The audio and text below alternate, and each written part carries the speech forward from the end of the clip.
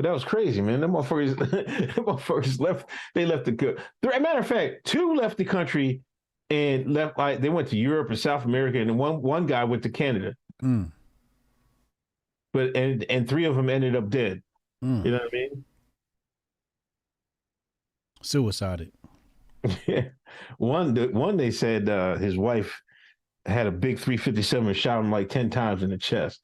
And one guy said, man, his wife can't even hold a 357. Like, how the hell she did that, right? So he beat feet. I wouldn't say Martin's a coon. You know, he's a preacher. You know what I mean? That's what preachers did. You know, preachers run around sleeping with his wives and, you know, preach. You know what I mean? That's what he was. But the really reason that got him popped was the Vietnam War. People try to, like, Black Twitter try to be like, you know, he was talking that reparations talk and they smoked him. No, man. When he started talking that Vietnam War shit, that's what did it. That he had to go, man. Nigga gotta go. That motherfucker had to go. Why was we so invested? Why was we so invested in the Vietnam War? Because he read an article by, I think Pepper wrote it, you know, about what was going on over there. Mm-hmm. And he was just like, he was disgusted. He was moved by it. So he was like, I'm gonna talk about it. And all the civil rights leaders said, nah, don't do it. Don't do it. They didn't want him to do it. That was just in his heart. He wanted to stop the war. But why was the U.S. so invested in the Vietnam War? I never did look into that.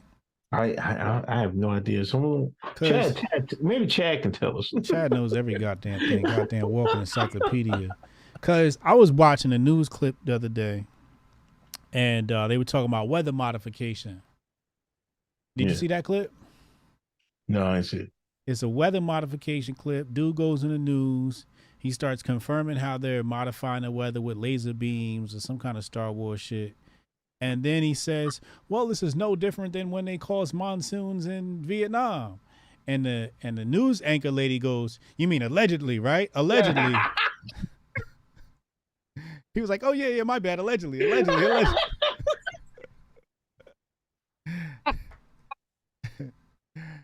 Yo, stop it, man.